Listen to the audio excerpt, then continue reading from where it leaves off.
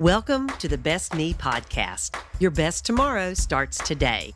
I'm your host, Ellen Livingston. I believe showing up each and every day as the best version of myself doesn't happen on accident. It takes awareness and planning. On this podcast, I talk about planning for ways to improve my health, develop a sense of purpose in everyday life, and create meaningful connections so I can be the best me I can be. And so can you. Let's get started. Hey there, everyone. It's me, your bestie, Ellen, and today is the very first episode of the Best Me podcast, where I talk about becoming the best me I can be. Yep, that's right.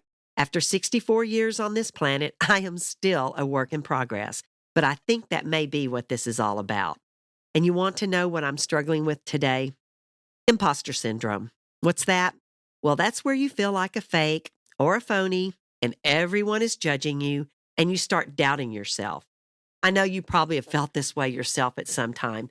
If you think back on your first day at a new job, you get there and you start thinking, oh my gosh, do I really know what I'm doing? Is everyone going to figure out that I don't? Or if you've ever had to speak to a large group of people, you get that same feeling. Well, or shoot, maybe even starting a podcast. But you want to know what? This is how you grow, and this is how you get better. If you wait to be an expert at something before you start, you may never start. You have to make mistakes to learn from them and get better. Ask any author or musician or athlete or chef or artist or shoot, even parents. You get better with effort and time. So it's no wonder I'm still working on being the best me I can be. And this may be the long way to say, please be patient with me on my first podcast. One thing I've learned, if you want to get better at anything, planning helps. It just does. So it makes sense if you want your tomorrow to go smoothly. You want to get everything done that you need to get done with a lot less stress. You need to plan.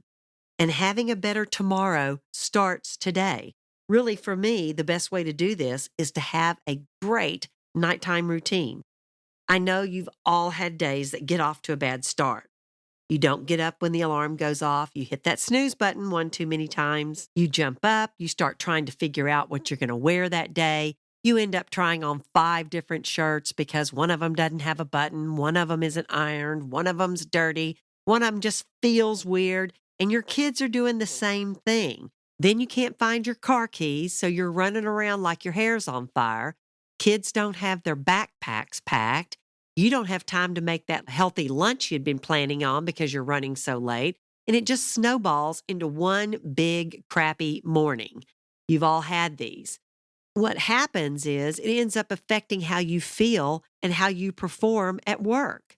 No one wants this, but we all do this to ourselves by not planning. You need to set up a great day the night before. And here's what I do to make sure that my best nighttime routine makes my tomorrow better. An hour before I go to bed, I get off all screens. That includes the telephone, my TV, the computer, iPad. Just get off the screens. And then you know what, guys? This is a great thing to do with your kids too. Get them some downtime from the internet before they go to bed. Pick out what you're going to wear to work and have it set out so you can find it. Make sure the shirt's ironed. Make sure it has buttons. And your kids need to do the same thing too. This is a great habit for them to learn to make their days get off better, as they've already picked out what they're wearing to school the next day. Put out clothes that you want to exercise in. Lay them out where you can see them first thing in the morning because, yes, you're going to get up early enough to take a quick walk or to do 10 minutes of morning stretches, or who even knows, you might even have time to go to the gym. Take a shower the night before. Wash your face. Put on your moisturizer. Get your pajamas on. You'll feel better. Then go downstairs and pack that healthy lunch you really want to eat the next day. Pack the kids' lunch. Get it all set up in the refrigerator so you're not running around like crazy in the morning and don't have time to eat healthy. Make sure that you have your work computer bag or whatever it is you take to work ready. Make sure your kids' backpacks are all packed up. Have them do it. That's the best way to do that. Put them by the front door, sitting there waiting for you guys the next morning. And then, guys, the next thing I like to do is I have a planner. I'm a big planner calendar person. So I look at my calendar and I look and see, do I have meetings tomorrow?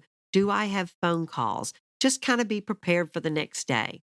And then last, I like to also quickly jot down on my planner 3 good things that happened to me. Because guys, when you start looking for the good, you see more good.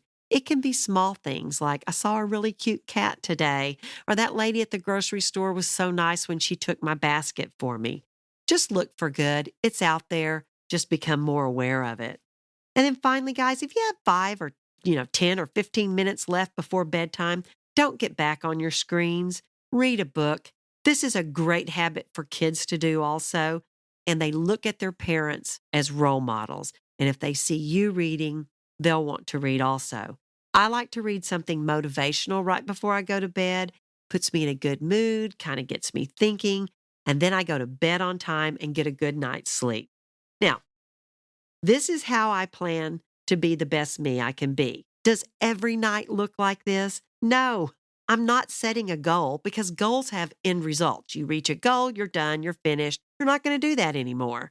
What I'm trying to do is create a successful nighttime habit. Habits are ongoing.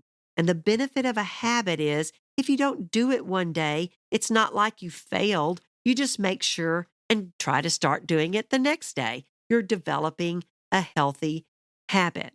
Okay, this is all I have for this episode. I hope you'll join me next week as I talk more about being the best me. Be kind, be positive, be your best. And remember, small progress is still progress. Thanks for listening to the Best Me podcast. If you would like to make a comment, suggest a podcast topic, or just say hi, send me an email at bestmepodcast@gmail.com. I hope you'll join me next week as I continue to talk about how to be the best me I can be.